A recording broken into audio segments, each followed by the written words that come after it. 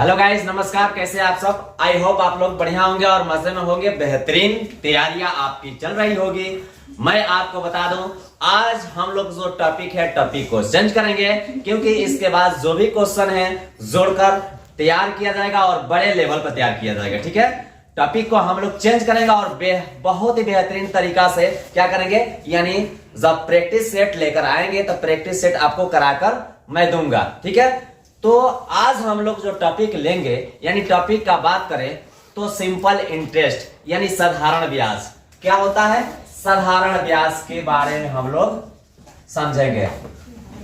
साधारण ब्याज, साधारण ब्याज की बात करें तो कहां कहां ये पूछता है। ठीक है, तो आप यदि बिहार एसएससी, ठीक है, बिहार एसएससी की बात करें उसमें, या एमटीएस की बात करें, ठीक है, सीएचएसएल की बात करें, या आगामी आने वाली वैकेंसी है, अभी तो आप लोगों का वैकेंसी का जितना अपडेट है मैं नहीं दे रहा हूं, जस्ट ही, यानी अगर नेक्स्ट वीडियो समय मिलता है तो मैं आपको बहुत सारे वैकेंसी का, जो कि जिसके लिए आप तैयार हैं, तैयारी कर रहे हैं, वो सारी चीज मैं बताऊंगा। ठीक है, अभी 4th ग्रेड यानी ग्रुप डी की वैकेंसी जो है बिहार में, ठीक है, बहुत ज्यादा यानी बहुत अधिक मात्रा में आने वाला है। इसलिए आप लोग अभी से तैयारियों में जुट जाएं, और उसके लिए क्योंकि समय कम रहेगा, बिहार सरकार का कोई ठिकाना नहीं है कि कब वैकेंसी निकालेगी, कितना दिन में एग्जाम ले लेगी। ठीक है, चलिए हम लोग वो तो डिटेल से आपको मैं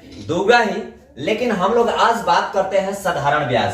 तो साधारण ब्याज में सबसे पहले कुछ हम लोग जो कॉन्सेप्ट है, कॉन्सेप्ट को यानी सूत्र को हम लोग समझते हैं। सूत्र को समझते हैं। सूत्र क्या है आपका? यानी साधारण ब्याज निकालना है तो क्या लिखेंगे? P गुणे R गुणे T बटा 100 लिखेंगे। साधारण ब्याज निकालना है तो अगर आपको मिश्र धन निकालना है तो क्या करेंगे? आपको मिश्र धन निकालने के लिए तो देखिएगा, P आप प्लस SI कर देंगे तो मिश्र धन आ जाएगा। अर्थात अभी तक आपको समझ में नहीं आया होगा कि यहां हम क्या, किसको क्या कहते हैं, इन बातों को भी समझेंगे, क्योंकि बहुत सारे बच्चे समझते हैं। ठीक है, बहुत सारे जो नए बच्चे हैं लर्निंग कर रहे हैं, अभी स्टार्टिंग कर रहे हैं। देखिए एक बात समझिएगा, जब हम सीखने का कार्य करते हैं तब से ही हमारा स्टार्टिंग होता है। कोई जरूरी नहीं है कि हम लोग माँ के पेट से ही सीख कर आते हैं, नहीं, यहाँ पृथ्वी पर आते हैं, बहुत सारे चीज बहुत लोग सीख पाते हैं, हम लोग नहीं सीख पाते हैं। क्यों नहीं सीख पाते हैं? क्योंकि हमको सही दिशा, सही ज्ञान नहीं मिल पाता, इसलिए नहीं सीख पाते हैं। ठीक है, तो अभी से समझिए कि आप सीख रहे हैं, अभी से स्टार्टिंग करेंगे, अभी आपके पास बहुत समय है और बहुत कुछ करेंगे, क्योंकि करना ही है। ठीक है, स्वामी विवेकानंद आपको कहे थे कि उठो, जागो और तब तक चलते रहो, तब तक अपना लक्ष्य न प्राप्त कर लो। यानी अब से आप स्टार्ट किए हैं तो अभी से जगना है ना, उठना है, चलना है और तब तक चलते रहना है जब तक हम लोग अपने लक्ष्य को प्राप्त ना करें। ठीक है, उसी दिशा में हम लोग कार्य करेंगे। ठीक है, जहां अगर SI की बात करें, SI इसको कहते हैं साधारण ब्याज। क्या कहते हैं? साधारण ब्याज, है ना, साधारण ब्याज यानी सिंपल इंटरेस्ट, है ना। P को क्या कहते हैं? मूलधन कहते हैं, यानी मूलधन को आप P लिख सकते हैं। क्या लिख सकते हैं? P, है ना। R को आप क्या कहेंगे? दर कहेंगे। क्या कहेंगे? दर। और T को क्या कहेंगे? समय कहेंगे। ठीक है, क्या कहेंगे? समय। अगर A की बात करें, A को क्या कहेंगे? मिश्र धन कहेंगे। ठीक है, क्या कहेंगे? मिश्र धन। इन चीजों को आप याद रखते हैं तो आसानी से आप कंप्लीट करेंगे। वो भी साधारण ब्याज क्या है कि मिनटों का काम आप सेकेंडों में करेंगे। ये चीज मैं आपको अभी साबित करके दिखाऊंगा। ठीक है, देखिए क्वेश्चन की तरफ चले। यदि कोई व्यक्ति ठीक है 1000 रुपया मान कर चलिए कि कोई व्यक्ति आता है और मुझसे कहता है कि आप मुझे 1000 रुपया दे दीजिए। 1000 रुपया मानकर चले कि यदि कोई व्यक्ति 1000 रुपया 3 वर्ष के लिए 5% वार्षिक ब्याज की दर से, ब्याज की दर से उधार लेता है, ब्याज की दर से उधार लेता है, ठीक है, उधार लेता है, तो साधारण ब्याज, साधारण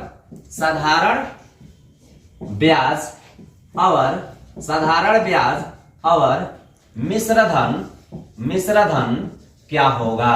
साधारण ब्याज और मिश्र धन क्या होगा? दो चीज आपसे पूछा है, क्या होगा? ध्यान दीजिएगा, साधारण ब्याज आपका कितना होगा और मिश्र धन कितना होगा, इन चीजों को समझना है। एक और चीज आपसे पूछता है कि जब हम कोई मतलब उधार लेते हैं, जैसे किसी से कर्ज लेते हैं, बैंक से लेते हैं या किसी व्यक्ति से लेते हैं, तो साधारण ब्याज भी पूछ सकता है, चक्रवृद्धि ब्याज भी पूछ सकता है, दोनों का अंतर भी पूछ सकता है। तीन तरह से क्वेश्चन बनता है। तो समस्या तो तब होती है जब साधारण ब्याज, चक्रवृद्धि ब्याज मिलाकर दोनों का या तो अंतर या तो दोनों का योग पूछ दे, तब आपको समस्या होती है, ठीक है। तो इन बातों को थोड़ा सा आप सही सलामत समझने की कोशिश करेंगे, ठीक है।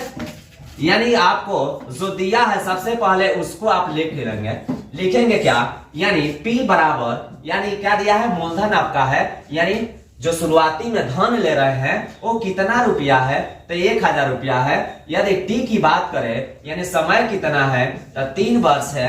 अगर दर की बात करें, R की बात करें तो 5% है, ठीक है। इन चीजों को समझ गए।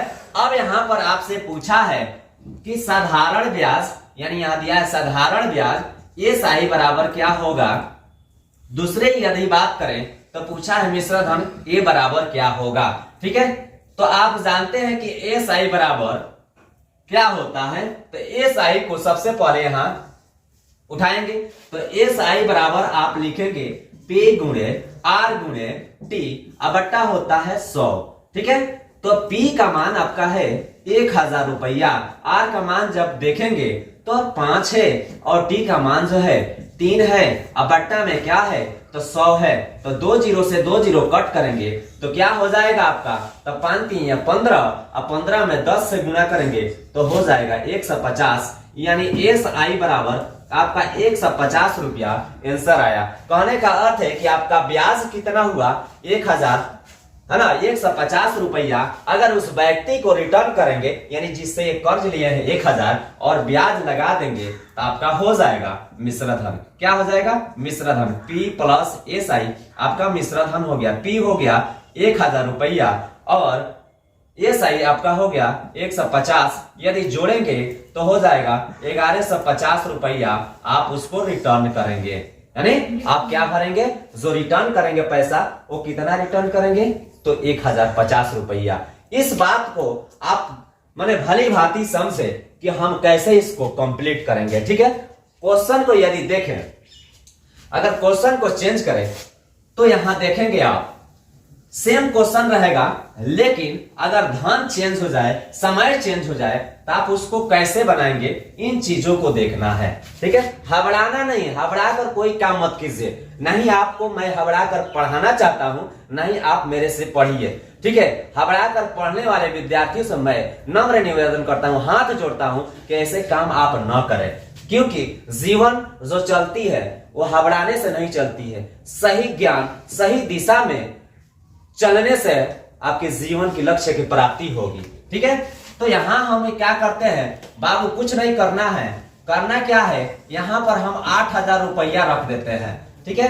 8000 रुपया रखते हैं और मान के चलिए आप 8000 रुपया किसी से 3 वर्ष के लिए लेते हैं, यहाँ प्रतिशत की बढ़ा देते हैं, प्रतिशत यानी दर कितना कर दे 10%, तो आपको क्या ज्ञात करना है, साधारण ब्याज और मिश्र धन। तो करना कुछ नहीं है, तो डायरेक्ट आप लिख दीजिए SI बराबर, आप सूत्र नहीं लगाएंगे, SI बराबर क्या करेंगे, तो 8000 गुणे 3 गुणे 10 अब बट्टा कर दीजिए 100, 1 जीरो से 1 जीरो काट दीजिए इसको, यहां पर 1 जीरो से 1 जीरो काटेंगे तो बच जाएगा 8 और 3, 8 3 का 24 और डबल जीरो है तो डबल जीरो कर दीजिए। इतना आपका क्या हो गया, तो ब्याज हो गया, ठीक है।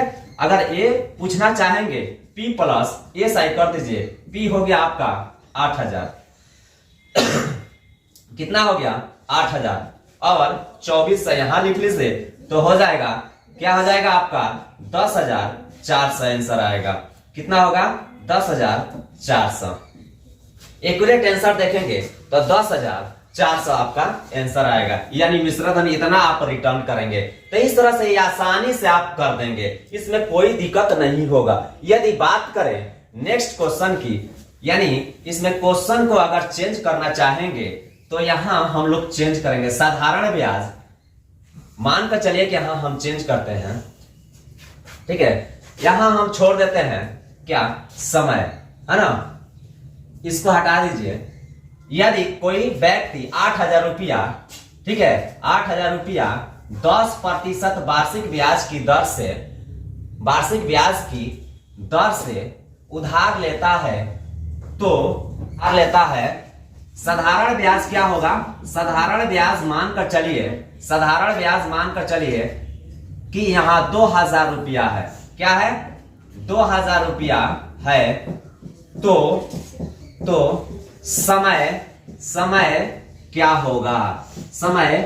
होगा, यहां पर समय निर्धारण करना है कि 8,000 रुपया है। यहां थोड़ा सा समझिएगा कि 8,000 रुपया यदि कोई व्यक्ति 8,000 रुपया 10% वार्षिक ब्याज की दर से उधार लेता है, तो साधारण ब्याज जो है 2,000 रुपया है, यानी साधारण ब्याज क्या हो जाता है 2,000 रुपया है। तो समय क्या होगा, यानी इसमें समय निकालना है, आपको बताना है कि कितने समय में ये क्या होगा, 8,000 रुपया का ब्याज 2,000 रुपया हो जाएगा, कितने समय होगा। तो एस आई बराबर सिंपल से जानते हैं कि पी गुणे आर गुणे टी बट्टा क्या होता है 100 होता है। एस आई आपका क्या है तो 2,000 रुपया है, 2,000 डाल दीजिए। पी कितना है तो पी है 8,000 रुपया है, 8,000 डाल दीजिए। आर कितना है 10 है तो 10। यहाँ टी क्या है नहीं मालूम है, छोड़ दीजिए। यहाँ क्या कीजिए 2 जीरो है तो 1 जीरो से 1 जीरो काट दीजिए, 1 जीरो से 1 जीरो यहाँ पर भी काट देंगे। यहाँ 2 जीरो से यहाँ 2 जीरो काट दिए, ठीक है। तो बचा कितना आपका, बच गया इधर 20, इधर 8 टी, क्या बच गया 8 टी। यहाँ गुना में तो भाग में भेजेंगे, यानी 20 बट्टा क्या हो जाएगा 8। अब कटाएंगे तो 5 चौके 20, 4 दूना 8, यानी 5/2। इसको पूर्णांक में तोड़े तो 2.1/2 वर्ष, यानी 2.5 वर्ष में हो जाएगा। 2.5 वर्ष में 2,000 रुपया हो जाएगा। कितने हजार रुपया 2,000 रुपया। यानी समय भी निकाल सकते हैं, दर भी निकाल सकते हैं, या मूलधन भी निकाल सकते हैं। जो आपको लगे जरूरत उस हिसाब से आप निकाल सकते हैं। चलिए एक और क्वेश्चन आपको सेट करके दिखाते हैं। क्वेश्चन होगा बिल्कुल आसान और बहुत ही मजेदार। क्या होगा आसान और मजेदार होगा। क्वेश्चन नया सेट करते हैं, एक ही क्वेश्चन पर नहीं देंगे। कहिएगा कि सर जो है बिल्कुल कंजूस की तरह है, उसी पर लिख कर हमको बता रहे हैं ना। तो मैं आपको बता दूं जो नया क्वेश्चन होगा, यदि कोई व्यक्ति है, मानकर चलिए आप ही है, कोई व्यक्ति 3 वर्ष के लिए कितना 10,000 रुपया उधार लेता है, जिसका साधारण ब्याज है 500 रुपया। तो ब्याज का दर क्या होगा, ब्याज का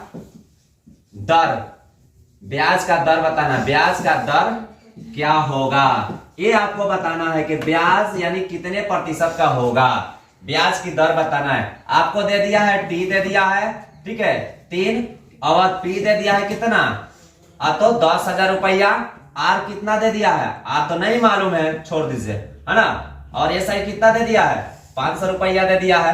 तो आपको करना क्या है, एस आई बराबर होता है पी गुणे आर गुणे टी बटे 100।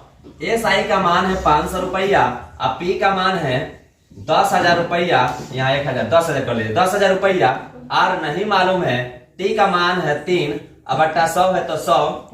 2 जीरो से 2 जीरो कट कर दीजिए, यहाँ 2 जीरो से 2 जीरो कट कर देंगे तो हो कितना जाएगा आपका 5 बराबर 3 आर, यानी आर बराबर क्या होगा 5/3 प्रतिशत के दर से होगा। क्या हो जाएगा 3। ये आपका क्या होगा, एक्यूरेट आंसर होगा। क्या होगा, एक्यूरेट आंसर 5/3। ठीक है, यहां देखें तो इसको 5/3 यानी प्रतिशत में लाना चाहते हैं तो करना कुछ नहीं है, प्रतिशत में लाना चाहते हैं तो आपको 100 से गुणा कर देना है। क्या करना है, 100 से गुणा कर देंगे तो प्रतिशत में आ जाएगा। क्या आ जाएगा, प्रतिशत में। ठीक है, तो नहीं तो इतना ही आप आंसर आने दीजिए, 5/3 हो जाएगा। ठीक है, प्रतिशत में लाना चाहते हैं प्रतिशत में ला सकते हैं। तो इस तरह से आप साधारण ब्याज आसानी से और बहुत ही मजेदार तरीका से कर सकते हैं। मिलते हैं एक नए वीडियो के साथ, तब तक के लिए जय हिंद।